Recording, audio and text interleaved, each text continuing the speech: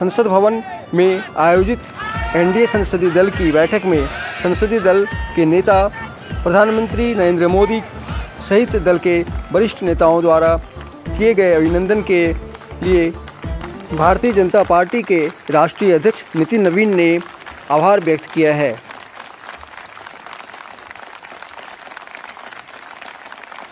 Media से बात करते हुए एलओपी राहुल गांधी ने कहा, 3 चीजें बोलना चाहता हूं। पहली चीज बोलने नहीं दे रहे हैं। मोदी जी घबराए हुए हैं। आपने देखा जो ट्रेड डील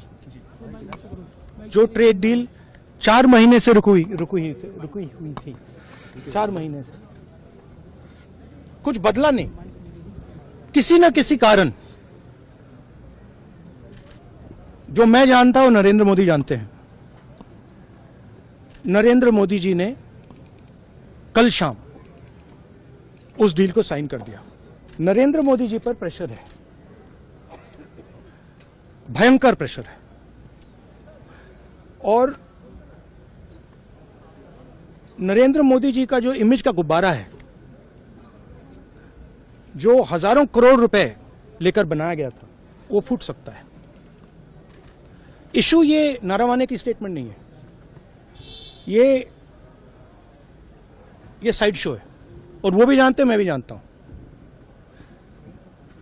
मेन बात यह है कि हमारे प्रधानमंत्री को कॉम्प्रोमाइज कर दिया गया है। किसने किया है, कैसे किया है,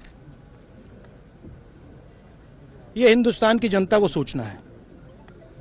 मगर इतिहास में पहली बार हिस्ट्री में एलओपी को प्रेसिडेंशियल एड्रेस में नहीं बोलने दिया। बाहर बोल दीजिए, जो अंदर नहीं कहा दिया जा रहा है।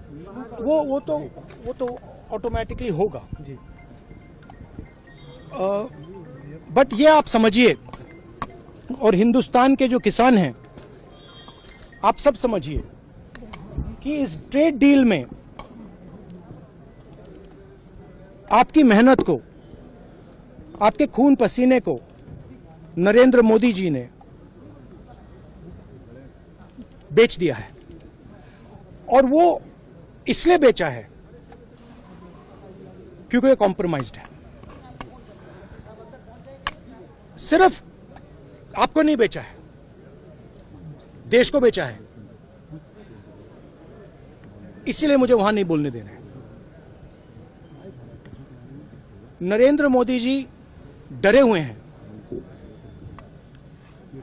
क्योंकि जिन लोगों ने उनकी इमेज बनाई है, वो अब उस इमेज को फोड़ने लगे हैं। एक अदानी जी पर केस है यूनाइटेड स्टेट्स में।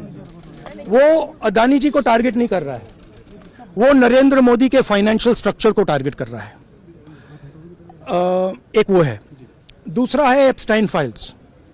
एप्स्टाइन फाइल्स में अभी और माल है, वो अभी रिलीज नहीं हुआ है। इसीलिए इस दबाव में आकर एप्स्टाइन फाइल्स में जो है, जो पूरा देश जानना चाहता है, मगर अभी अमेरिका ने रिलीज नहीं किया है।